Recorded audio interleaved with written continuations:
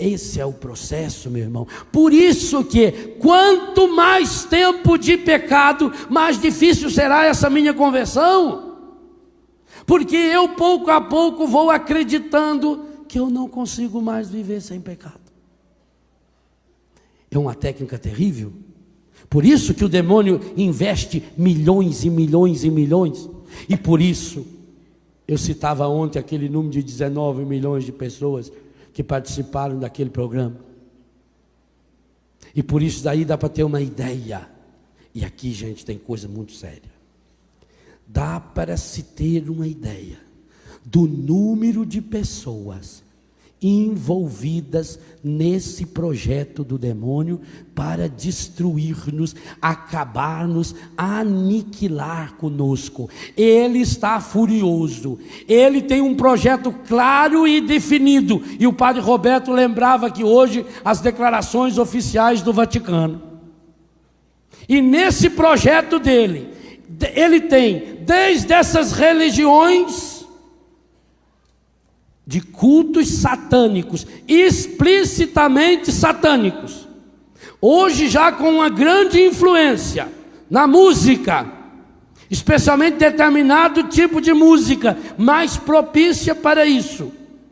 Nós sabemos que há um tipo de rock que é profunda e absolutamente satânico, que prega o mal, que elogia Satanás, que elogia o demônio, que tem frases inteiras de adoração ao demônio, que tem rituais de adoração ao demônio nesses shows de rock.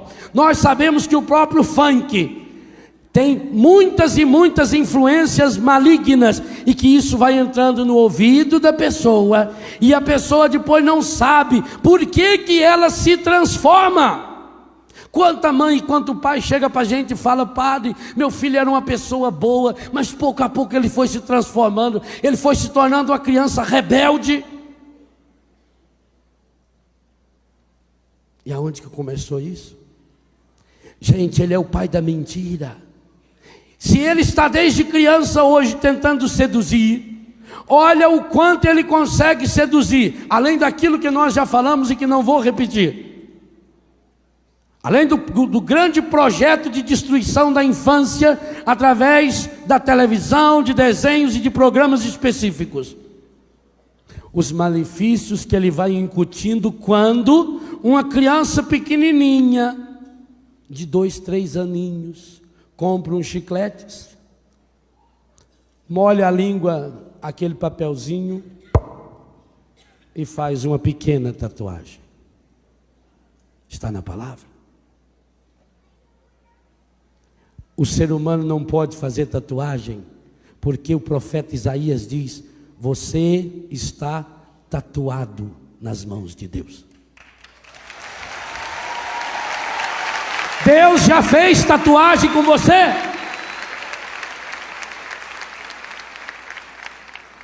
Então começa com uma pequena tatuagem e depois vai aumentando. 99% de todos os meus filhos e filhas que têm tatuagem, porque vieram da rua e fizeram tatuagem, tem um símbolo demoníaco no seu corpo. Uma bruxa, ou uma cruz ao contrário, ou o dragão, ou uma demôniazinha que não me lembro o nome, que todos eles sabem bem o que é, ou a teia de aranha, ou o tal do tribal. E assim os montes. A grande maioria deles, 99%, que tem tatuagem, tem um desenho demoníaco gravado no seu corpo. Pois a você também eu digo, tem jeito. Eu tenho um filho, ele irá na tenda daqui a alguns dias, chama-se David. Hoje é consagrado de Betânia. Veio como filho, fez uma linda caminhada, acabou namorando uma postulante que depois se consagrou, ele também consagrou-se, casou-se, e quem presidiu o casamento deles foi Dom Antônio Wagner, bispo de Guarapuava, com mais 3 sacerdotes. Esse rapaz tinha várias tatuagens no corpo. E agora o que fazer? Dom Wagner sugeriu, já que não tem como apagar, tem como fazer outra em cima, não tem? Então lá onde ele tinha um demônio, hoje tem desse tamanho, São Miguel Arcanjo na perna dele.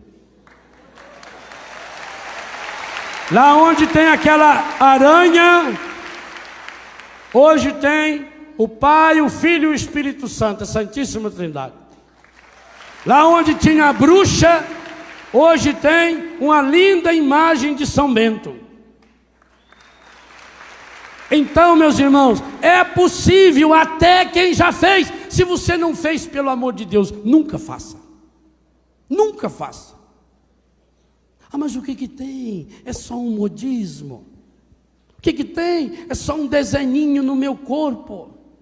Ô meu irmão, leve as fitas do retiro que nós fizemos há poucos dias rezando a vida aqui. O seu corpo é templo do Espírito Santo. O seu corpo é morada de Deus. Jesus Cristo morreu e derramou o sangue dele para que o seu corpo tivesse valor. Você não tem esse direito de deixar nenhuma marca, nenhuma, a menor das menores marcas do demônio não pode estar no seu corpo, porque somente Deus foi capaz de assumir um corpo e de assumir naquele corpo a sua enfermidade, o seu pecado, o seu sofrimento, o seu vício e encravá-los na cruz do Calvário. Então por isso eu não posso deixar meu corpo dominado por isso. Há uma íntima relação entre crianças que têm tatuagem e violência. Crianças que têm tatuagem e rebeldia.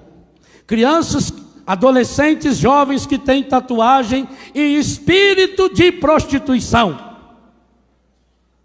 Tenho atendido algumas pessoas com espírito de prostituição. E infelizmente é mais comum do que se pensa. Não é só uma tentação. Não é só uma tentação que eu diria que poderia até ser natural. É um espírito de prostituição que está atacando crianças. Veja o testemunho da Fábio ontem. O que levou essa moça a sofrer o que sofreu foi um espírito de prostituição que existiu no seu avô, e tomara Deus que ele possa ter se purificado dele nessa ou na outra vida. O que fez o seu pai fazer o que ele fez com ela não foi a cachaça, aquilo só potencializou, foi um espírito de prostituição. Esse espírito é um dos mais terríveis que tem da gente enfrentar, porque de alguma forma nós já carregamos dentro de nós o material que ele precisa, a nossa sexualidade, aonde Deus quis colocar o mais bonito do seu ser, a nossa possibilidade de criar e recriar, de participar com Deus na obra da criação. É aí que o demônio vai incutindo, já nas crianças, com as roupinhas que as crianças vão usando,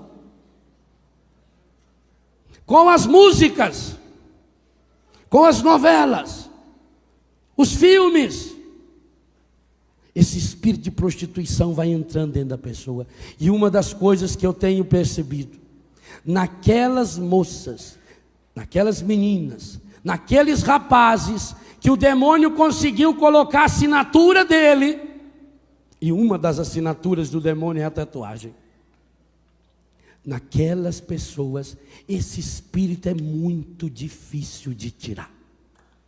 Parece que na hora que está gravando a incisão da tinta no sangue da pessoa, tenho eu a impressão que nessa hora grava ali na pele da pessoa, na carne da pessoa.